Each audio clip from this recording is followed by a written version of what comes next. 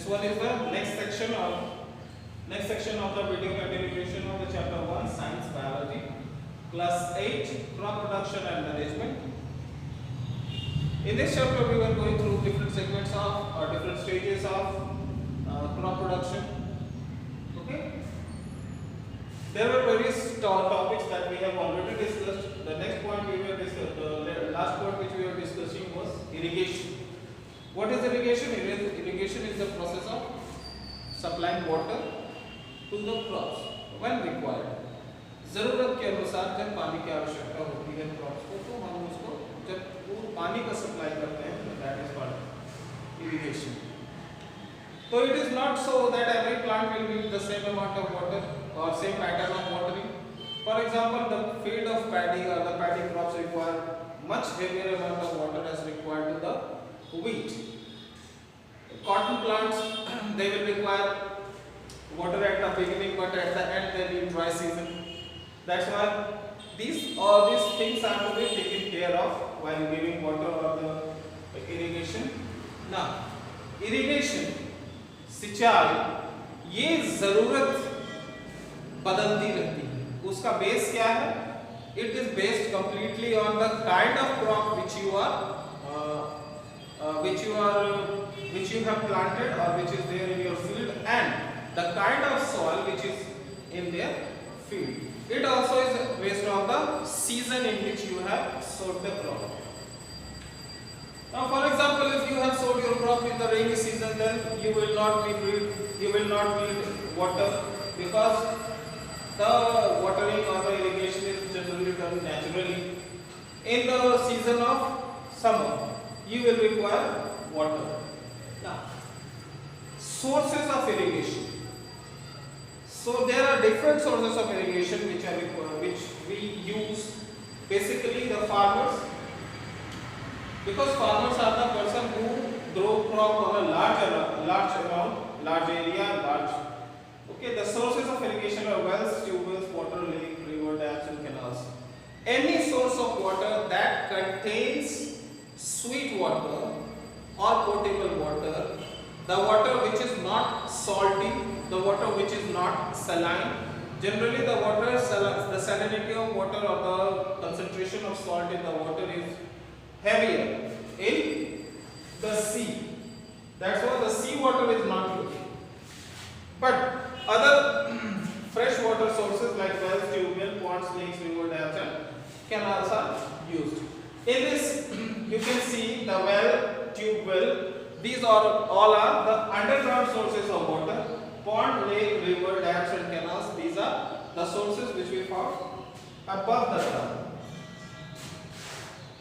So the first one, these are some of the traditional methods. This is a moat. In this, what happens? There is a pulley. This is a well.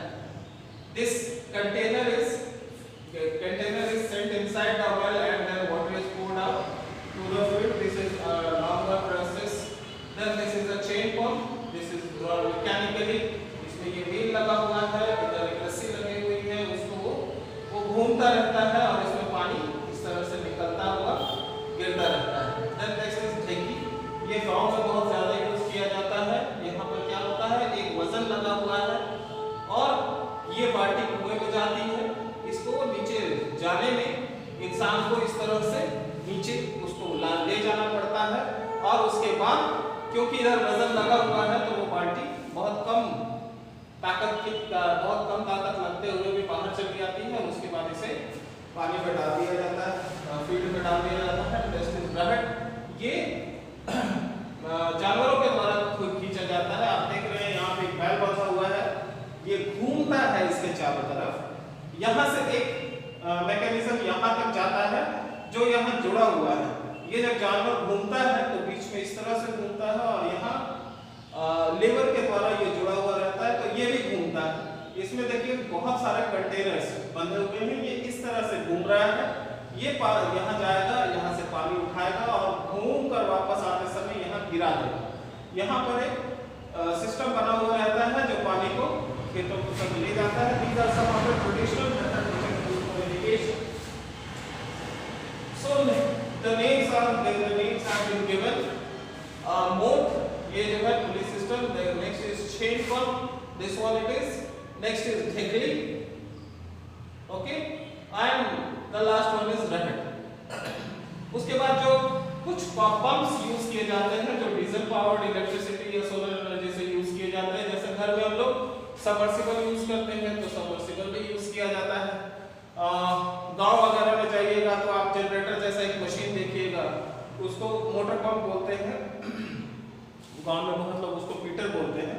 तो वो क्या करता है, diesel से चलता है, तो वो भी यूज किया जाता है फॉर इरिगेशन, वो भी पानी फेंकने का काम करता है। That is also kind of pump which is powered differently.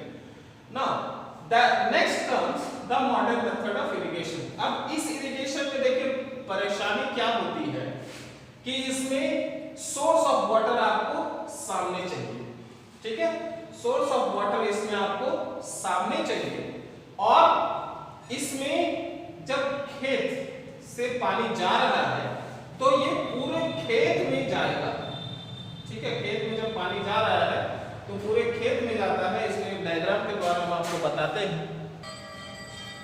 तो ये मान लेते हैं दो तरह के फील्ड, एक नॉर्मल जैसा वीट में होता है, वीट या पैडी अनपैटर्न होता है, इसमें किसी तरह का पैटर्न नहीं होता है, सिंपल इस तरह से बीजों को यहाँ जो छोटे छोटे प्लांट्स है उनको यहाँ पर बो दिया जाता है, इसका कोई पैटर्न नहीं होता। हाँ, एक दूरी सुनिश्चित जरूर की जाती है। जबकि दूसरा जो है ये एक पैटर्न है, जैसे आप अपने आसपास में देखा होगा फूल गोभी या पालक या सरसों, इन सब की चीजों की जो खेती होती है ना, तो उसमें इस तरह का पैटर्न बना दिया जाता है, क्यारियां रहती हैं, ये जो बीच वाला हिस्सा है this is called as bed, ठीक है ना, ये क्या कहलाता है, बेड। यहाँ पर पौधे उगाए जाते हैं और इसके चारों तरफ घूमने नालियां होती है, मिट्टी की ही बनाई हुई नालियां होती हैं। अब पारंपरिक तरीके में इस तरह से सिंचाई की जाती थी। अब पहला जो है उसमें आप देखिए कि मान लीजिए ये खेत है, इसमें हम पानी डाल रहे हैं, तो ये पानी जो है पूरे के पूरे खेत में फैलेगा। मान लीजिए एक पौधा यहाँ है, उसको पानी मिलना है, कहीं ना कहीं से तो शुरुआत होगी। मान लीजिए यहाँ से शुरू हुआ है, तो ये खेत जो है पहले भीगा हुआ, ये भीगते हुए यहाँ तक ये पूरा इलाका भीगेगा, तब जाकर इस पौधे को पानी मिलता है। तो इसमें है क्या कि ये पानी का वेस्टेज है, क्योंकि इसमें बहुत सारा पानी क्या होगा, जमीन के अंदर चला जाएगा, जो पौधों को नहीं मिलेगा। तो ये वेस्टेज ऑफ वाटर है। उतना ही पानी में अगर इन पौधों की जरूरत को देखा जाए तो उतना पानी में कई बार इनको मिल सकता है। और ये दूसरा जो है, ये जो नाली वाली व्यवस्था, इसमें भी यही है, पानी कहीं ना कहीं से तो जाएगा। ये जब जा रहा है, ये बेड है, क्यारियां, ये जब जा रहा है तो ये पहले इन नालियों को भिगाएगा। ये नाली पूरी तरह से यहाँ मान लीजिए यहाँ भीगता है, तब जाके ये पौधे तक पानी पहुंचेगा।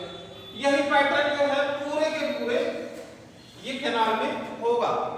तो ये क्या कर रहे हैं, अगर यहाँ कोई पौधा लगा हुआ है तो इस तक पानी पहुंचाने में बहुत ज्यादा पानी बर्बाद होगा, क्योंकि उसमें से अधिकतर पानी जमीन के द्वारा सोख लिया जाता है। ये परेशानी होती है जब हम traditional method of irrigation use करते हैं। समझ में आ रहा है? इसी तरह के पानी को वेस्टेज को रोकने के लिए ट्रेडिशनल की जगह अब modern method of irrigation use किया जाने लगा है। इस मॉडर्न मेथड में ड्रिप इरिगेशन बहुत अच्छी तरह से काम करता है। ड्रिप इरिगेशन, स्प्रिंकलर, ठीक है ना, स्प्रिंकलर और ड्रिप इरिगेशन, ये दो चीजें बहुत अच्छी तरह से पानी बचाने में मदद करती है। तो ये मॉडर्न मेथड ऑफ इरिगेशन में पहला है स्प्रिंकलर सिस्टम। स्प्रिंकलर सिस्टम में क्या होता है, ये आप देख रहे हैं, यहाँ खेत है, इस खेत में ये जो पंप है, वाटर पंप है, इससे एक आउटलेट जुड़ा हुआ है और ये इस तरह से पंप के द्वारा सब जुड़ा हुआ है। बीच बीच में देखें यहाँ स्प्रिंकलर यानी फव्वारे लगे हुए हैं। ठीक है। तो यहां से जब पंप चालू किया जाता है तो क्या होता है, ये पंप पानी इन सभी में सप्लाई करता है और फव्वारों से, फव्वारा आप सभी ने देखा है, फव्वारों से पानी ऊपर जाता है और फिर खेत में गिरता है। तो कम पानी में ही पूरे खेत की सिंचाई हो जाती है। इसमें एक फायदा तो ये भी है कि पौधों पर जो डस्ट के कारण कुछ सॉल्ट्स, मिनरल्स जमा हो जाते हैं, वो भी धुलते रहते हैं। इसके कारण पौधों की उपज क्वालिटी भी अच्छी होती है। तो ये है पहला स्प्रिंकलर सिस्टम। दूसरा है ड्रिप इरिगेशन। ड्रिप का मतलब होता है बूंद बूंद करके पानी को दिया जाता है। अब इसमें क्या है, ये ऐसे इलाकों में काम करता है जहां पर पानी की मात्रा काफी कम है। जहां पानी बहुत कम पाया जाता है उन क्षेत्रों में ये बहुत शानदार काम करता है। इसमें क्या है, देखिए ये क्यारियां बनी हुई है, इन क्यारियों में पानी के लिए पंप पहुंचा हुआ है, ठीक है। और जहां जहां पौधे हैं, देखिए यहां पौधा है, यहां पर एक पंप से निकला हुआ आउटलेट है, फिर यहाँ एक पौधा है, तो यहाँ सीधे जड़ों के पास इन पाइप को छेद कर दिया जाता है।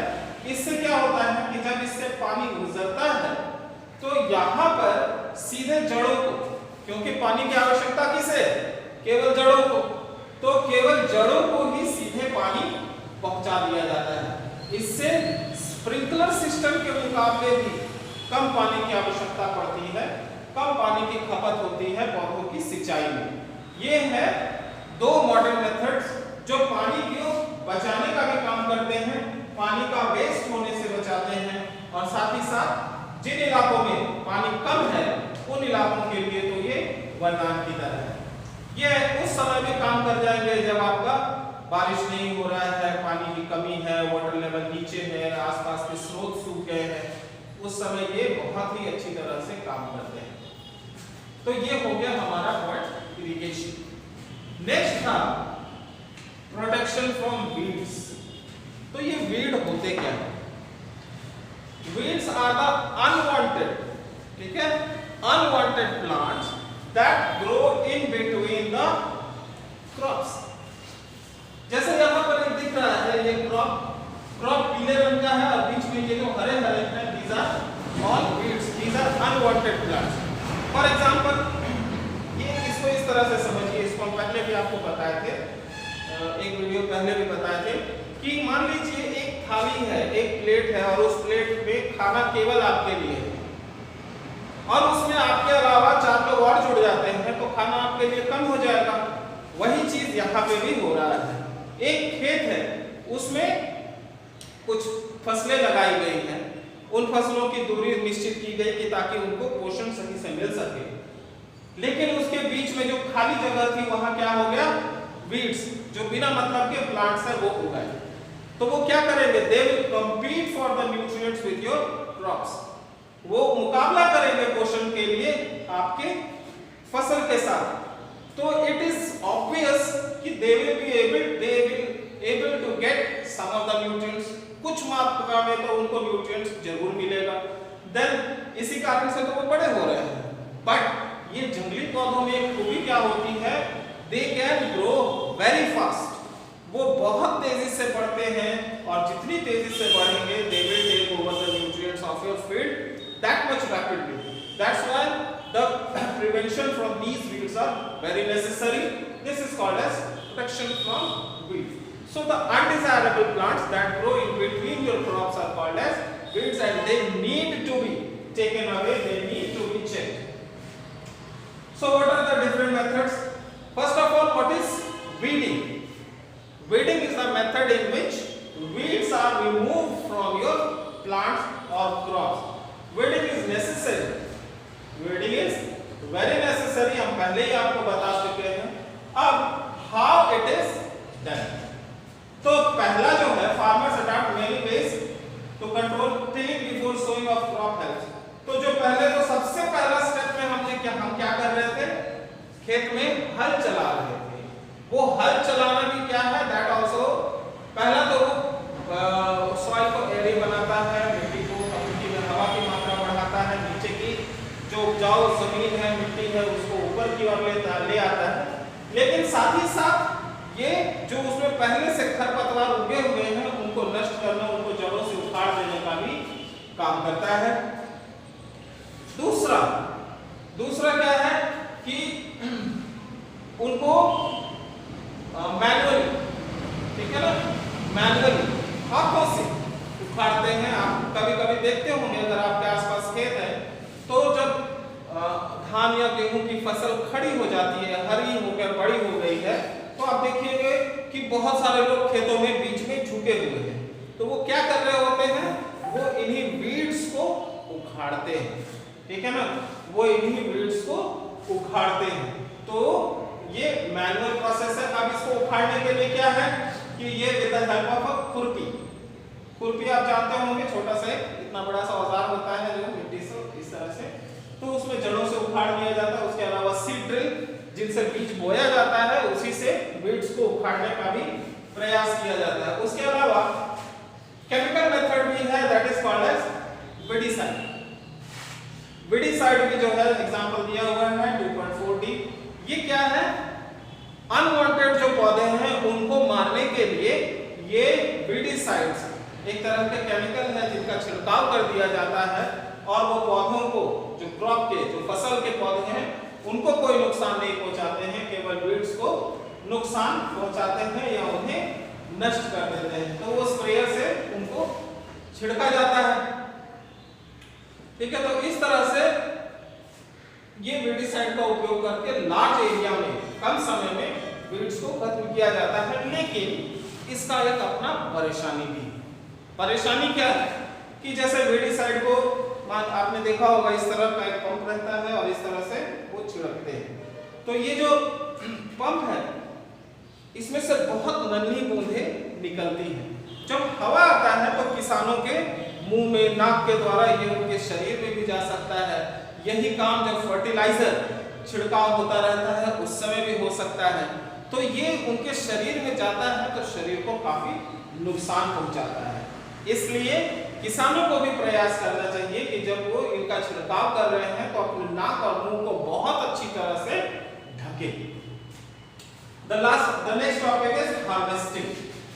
Harvesting क्या है? The process of removing your crops after it is ready. जब आपके फसल तैयार हो गए हैं तब जब उसे हम खेतों से हटाते हैं, then that process is called as harvesting. तो हार्वेस्टिंग अलग अलग फसलों के तरीके अलग अलग है हार्वेस्टिंग के। जैसे गेहूं चावल है, गेहूं और धान है, तो उनको हम जड़ों के थोड़े ऊपर से काट लेते हैं। लेकिन बहुत सारी फसलें ऐसे हैं जैसे आलू, अदरक, लहसुन, प्याज, ये जमीन के नीचे जड़ों में ये बैठते हैं। तो इनको क्या करना पड़ता है, हल या किसी तरह के उस तरह के औजार से इनको उखाड़ा जाता है। जब ऊपर की पत्तियां काटने के बाद इनको उखाड़ा जाता है। तो अलग अलग फसलों के आधार पर अलग अलग तरीके से हार्वेस्टिंग की जाती है। पहले का जो ट्रेडिशनल मेथड है उसमें है सिकल, ठीक है ना। जो मेथड है वो सिकल, उसको हम लोग क्या कहते हैं, वो इसको अलग अलग क्षेत्रों में अलग अलग नामों से कहा जाता है। कुछ लोग इसे हसुआ कहते हैं, हसिया कहते हैं, दराती कहा जाता है। ये हाथों से पकड़ा जाने वाला एक औजार है। ये देख रहे हैं आप इस तरह का, इसमें इस तरह से फसलों को पकड़ा जाता है और ऐसे चला देते हैं तो वो कट जाता है। This is the manual and the traditional method of harvesting of crop. लेकिन आजकल क्या हो गया है, एक मशीन आ गया है which is called as harvester या कंबाइन भी कहते हैं। ये बहुत तेजी से फसलों को काटने का काम करता है। ये है कंबाइन, ठीक है। ये आगे देख रहे हैं, ये मशीन क्या करता है, काटता है, ठीक है। इसी के अंदर एक और मशीन लगा हुआ रहता है जो थ्रेशर कहलाता है। इस पॉइंट को हम लोग अभी डिस्कस करेंगे। थ्रेशर क्या करता है, जो जैसे कटा, फसल कटा तो फसलों में क्या होता है, थोड़ा इतना डंडी भी रहता है, उसके ऊपर दाने रहते हैं। तो इन डंडियों से उन दानों को अलग करते हैं, that is called as threshing. तो ये मशीन क्या करता है, थ्रेशिंग भी कर देता है और ये जो आउटिंग है यहाँ से वो दाना बाहर निकलता है। तो यहाँ पर कोई व्हीकल, कोई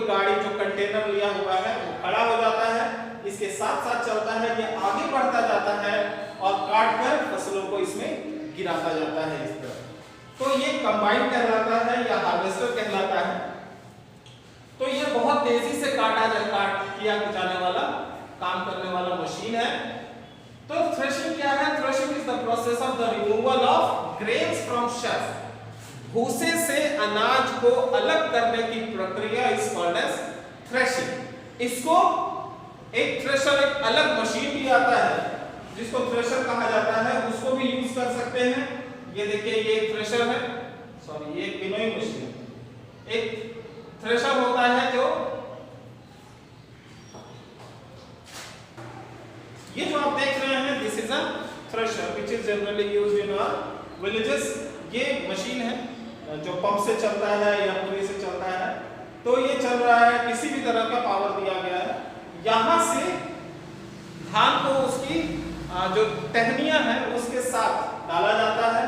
ये इसके बाद यहाँ एक सिस्टम रहता है जो धान और भूसे दोनों को अलग कर देता है। This process is called as threshing. तो ये हमारा धान को भूसे से अलग करने की प्रक्रिया है। उसके बाद का जो पॉइंट है वो है एक विनोइंग। विनोइंग क्या है कि जैसे अब farmers with small holding of land with separation of grain and chaff by winnowing। winnowing क्या है? एक प्रक्रिया है, आपने क्लास 6 में पढ़ा होगा, जिसमें एक महिला सूप लेके इस तरह से गिराती है अनाज को। तो जो चावल है वो भारी है तो नीचे गिर जाता है, और जो भूसा है वो हल्का है तो हवा के कारण वो आगे गिरता है। यही प्रक्रिया यहाँ भी हो रही है, लेकिन ये मैकेनिकल तौर पे हो रही है। तो ये प्रक्रिया है, this is called as winnowing machine and the process is called as winnowing। So what is winnowing? Winnowing is the process of separation of chaff from grain। How they get separated? When the mixture is mixture falls from a height, because of the heaviness, the grain gets down or falls down directly below, whereas the chaff, which is comparatively lighter, it gets get up to a some distance। This process is called as winnowing। It can be done with the help of hand or a winnowing machine also। Next topic जो है वो है हमारा storage का, वो हम लोग next day पढ़ेंगे। आज के लिए